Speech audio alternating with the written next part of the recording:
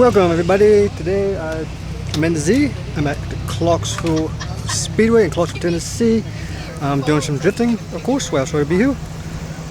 It's my third time here. Pretty fun, simple track. There's a big lake for the most part, but it's good practice and semi-close, like an hour and some change, hour and 15 minutes. And it's cheap, so might as well. Another thing I've done new to the Z since the last event was Import Alliance is change out the front wheel bearing, so hopefully I'll have a little bit less wobbliness. It wasn't that bad, but I figured might as well do it. It's also my boy Rich's first time drifting. Bought this super clean 240, so should be fun. This car is not drifting, just teal.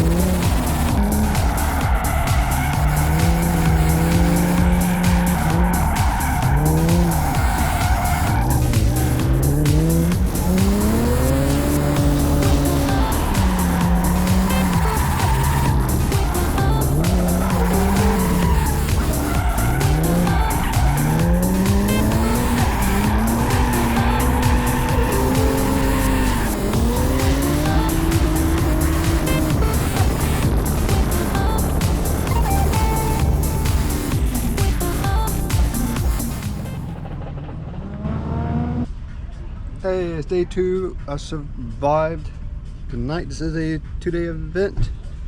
So we drifted at night. Now we drifted this morning, making some coffee, and hopefully we'll start shredding soon. Car, my tires held together pretty good from yesterday. Not like there's not very many people here. Means I should get a lot of seat time.